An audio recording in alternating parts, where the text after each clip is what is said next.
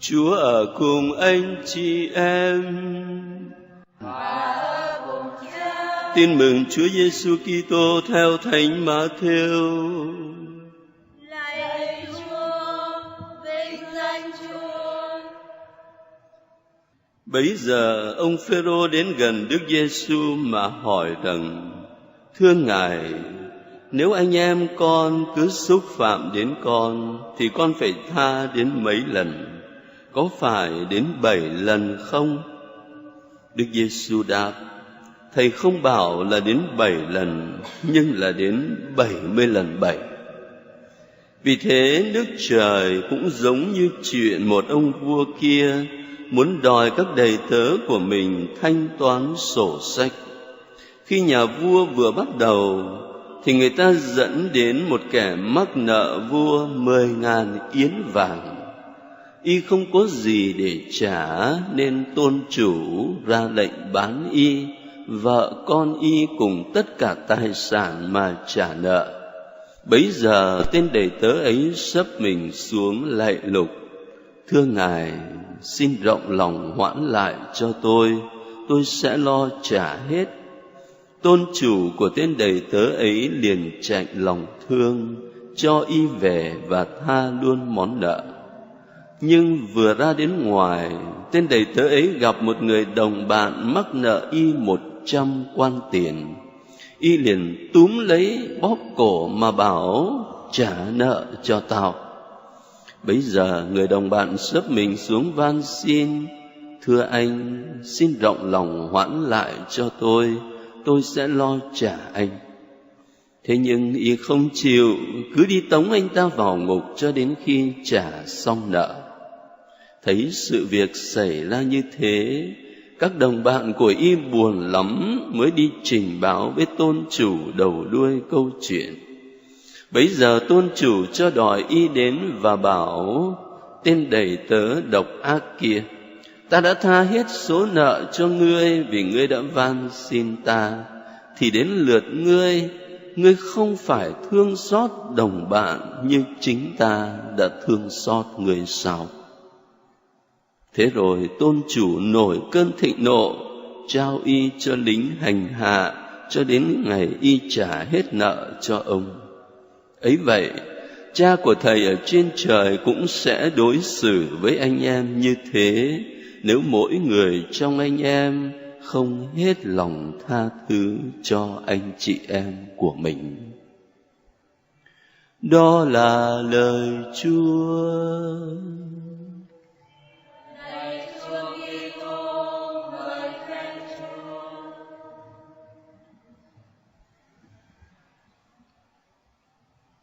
Người Công giáo chúng ta có lòng tôn kính đặc biệt đối với các thánh tử đạo. Các thánh tử đạo Việt Nam cũng như các thánh tử đạo của giáo hội toàn cầu. Thế tôi xin hỏi anh chị em là ở trong các tôn giáo khác đó, người ta có các thánh tử đạo không? Có chứ. Tôn giáo nào mà chả có các thánh tử đạo. Và không chỉ là tôn giáo mà thôi, mà ngay cả những hệ thống triết học cũng có những người dám hy sinh cả mạng sống của mình để bảo vệ cái hệ thống tư tưởng mà họ tin là chân lý tuyệt đối. Chẳng hạn như là Socrates, một triết gia Hy Lạp, dám bưng chén thuốc độc uống chết một cách bình thản để bảo vệ chân lý. Và có rất nhiều lý thuyết xã hội mà những người tin vào lý thuyết xã hội đó là họ dám hiến dâng cả cuộc đời, cả mạng sống, cả sự chết của họ để bảo vệ điều mà họ tin tưởng. Rồi ngày hôm nay ta còn chứng kiến cái cảnh những người mà ta gọi là quân khủng bố đó, thì thực sự là trong tôn giáo của họ coi như là các thánh tử đạo vậy. Thế theo anh chị em thì cái gì nó làm đến cái sự khác biệt giữa một vị tử đạo Kitô giáo và các vị tử đạo trong các tôn giáo khác, của những cái hệ thống triết học khác. Cái gì nó là cái khác biệt? Cái gì nó làm nên cái đặc điểm của một vị tử đạo mà tin vào Chúa Giêsu Kitô?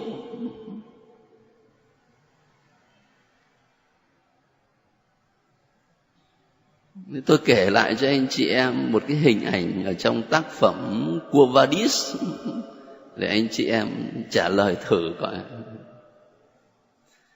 Cái tác phẩm này là một tác phẩm văn học, thế nhưng mà nó dựa trên cơ sở lịch sử, kể lại cái đời sống của người Kitô hữu vào thế kỷ đầu tiên ở trong đế quốc Roma, lúc mà các hoàng đế Roma ra lệnh bắt bớ những ai tin vào Chúa Giêsu Kitô, và ai mà cố tình đó cho đến cùng thì là sẽ bị giết chết. Thế lúc bấy giờ là rất nhiều Kitô hữu bị bắt, bị tù đày và bị giết. Cái tác giả làm nổi bật lên cái hình ảnh của hai Kitô hữu mà bị bắt rồi bị đóng đinh ở trên thập giá giống như Chúa Giêsu vậy. Thế thì có một người rất đạo đức, rất nhiệt thành, và đến khi mà bị bắt á, bị đóng đinh ở trên thập giá, thì trước khi chết thì ông ấy chửi bới, ông ấy nguyền rủa quá sức.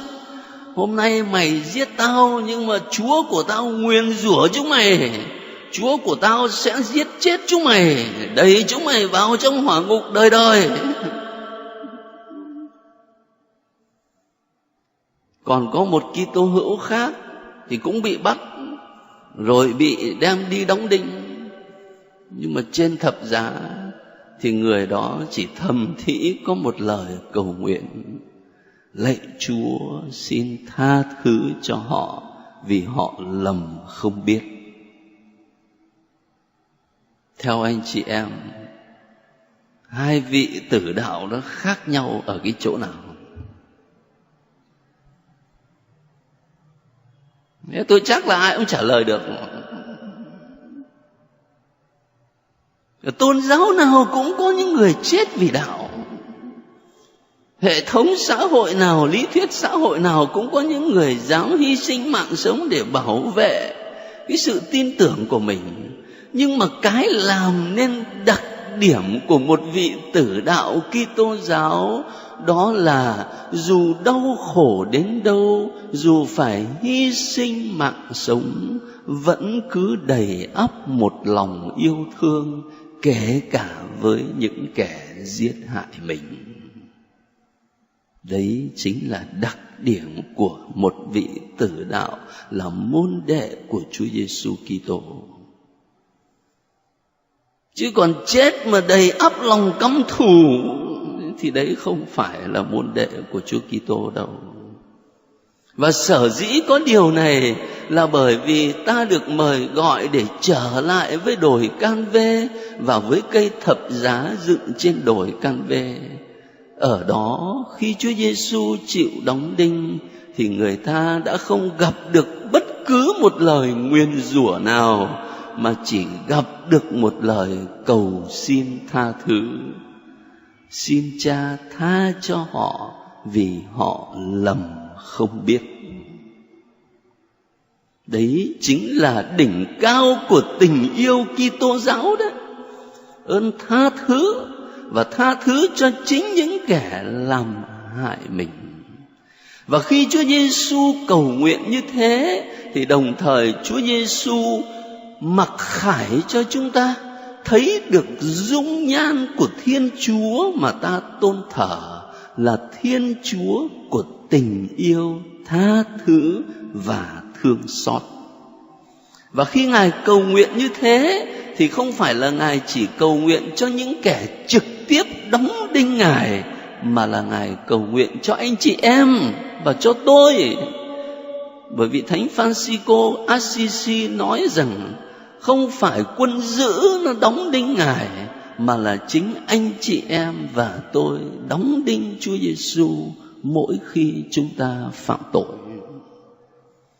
Cho nên cái lời cầu nguyện đó là cầu nguyện cho chúng ta.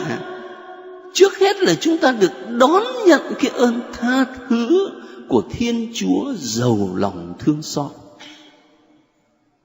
Và người môn đệ đích thực của Chúa Giêsu đó là người cảm nhận được cái ơn tha thứ đấy.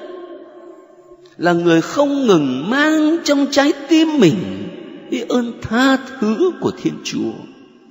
Và một khi cảm nghiệm được cái ơn tha thứ của Thiên Chúa thì người môn đệ Chúa Giêsu một cách rất hồn nhiên chia sẻ cái dòng chảy của ơn tha thứ cho anh chị em của mình.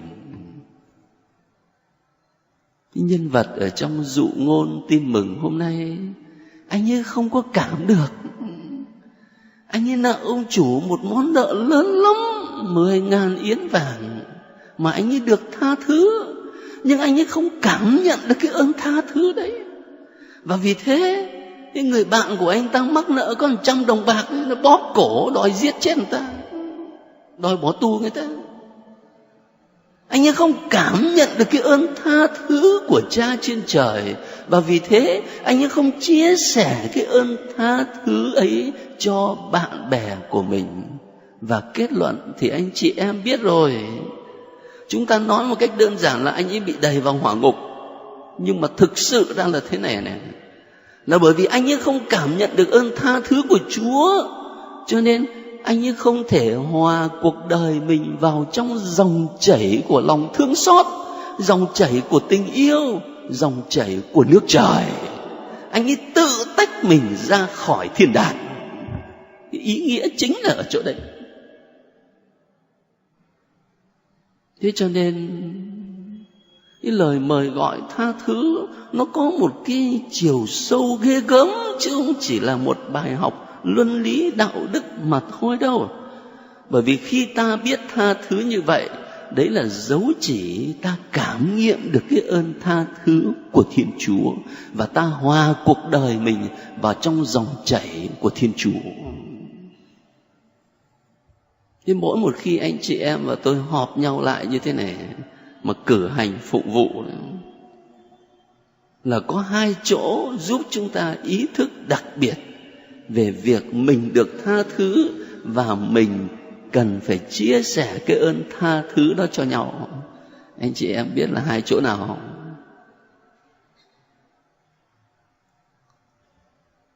Cái chỗ thứ nhất là cái lúc mà chúc bình an. Nhiều khi lễ nào chúng ta cũng được mời gọi là anh chị em hãy chúc bình an cho nhau. Thế là mình làm nó như một thói quen thôi, gật đầu một cái xong. Hay là Tây Phương thì bắt tay nhau một cái là cũng xong. Nhưng mà cái nghĩa sâu xa nhất nó ở chỗ nào? Trước khi Linh Mục nói với chúng ta cái câu đó, thì Linh Mục đã chúc chúng ta làm sao? Bình an của Chúa hằng ở cùng anh chị em. Anh chị em được Chúa tha thứ để tâm hồn bình an, hạnh phúc, thoải mái. Rồi sau đó Linh Mục mới nói là chúng ta hãy chúc bình an cho nhau. Giờ mình đón nhận cái sự bình an của Chúa rồi, mình đón nhận cái ơn tha thứ của Chúa rồi, mình chia sẻ cái ơn tha thứ và sự bình an đó cho nhau. Thành thử ra cái lúc đó đó là lúc mà mỗi một người chúng ta ở trong nhà thờ sẽ không còn giữ lòng căm thù, buồn phiền, bực bội, khó chịu ai nữa. Tha cho nhau hết thì mới là đúng. Và cái chỗ thứ hai thì rất là quen thuộc. Đó là lúc mà chúng ta đọc kinh lạy Cha, trong đó có câu xin Cha tha nợ cho chúng con như chúng con cũng tha kẻ có nợ chúng con. Giống y như là câu chuyện tin mừng hôm nay.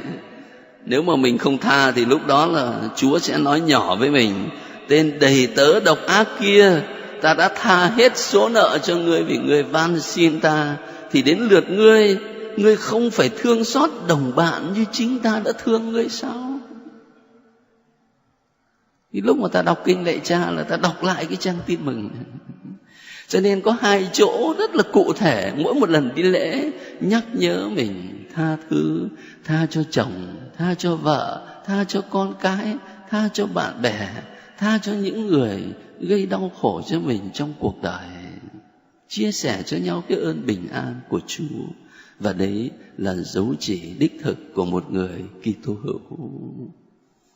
Thưa anh chị em, chúng ta cầu nguyện cho nhau để mỗi lần dâng thánh lễ là mỗi một lần thực sự ta trải lòng mình ra mà đón nhận ơn tha thứ của Thiên Chúa, và cũng là mỗi một lần ta hòa cuộc đời mình vào trong cái dòng chảy của lòng thương xót và thể hiện cái dòng chảy đó trong cuộc sống hàng ngày của mình.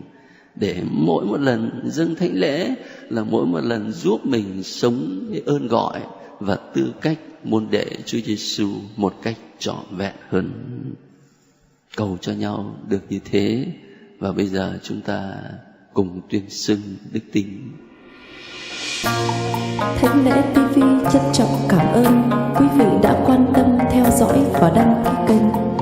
Kính chúc quý vị luôn được mạnh khỏe, bình an trong Chúa và mẹ.